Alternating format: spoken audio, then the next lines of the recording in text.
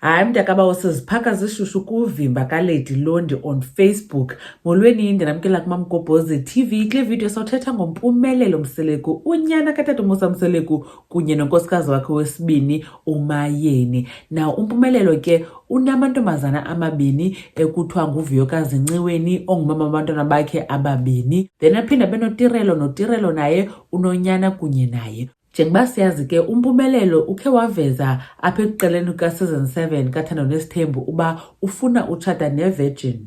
Wathi umakho notatakhe njani kaloku sana unomama abantwana kutheni ngoku sofuna utshata neVirgin? Kuthiwa ke sana ngoku iVirgin ivelile kwaye uyagowa uTirelo, kuthiwa unomtiritiri ebebheke eMzumbe. Asiyazi ke babeyothini, mhlawumbe bebona umntu wakhe okanye bese umntana. Xa ifika phasana umpumelelo akamoya ebebhizi nale ntombazana.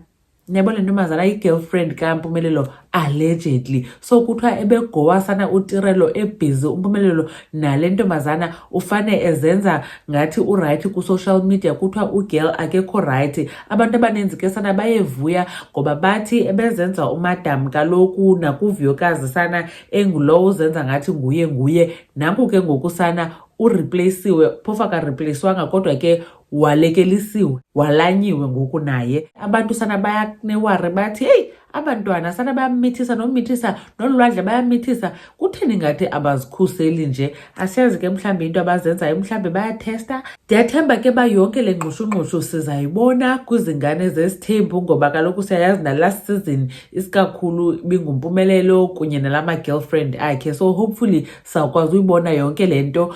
Anyways, khanitsho ke nake uba nicinga ntoni ngela makhwenkwe okanye ngabafana bakwaMseleku sana babhizi namantombazana? Ndanibona kwividiyo elandelayo ke bethunani. uMamgobhozi uthi bye.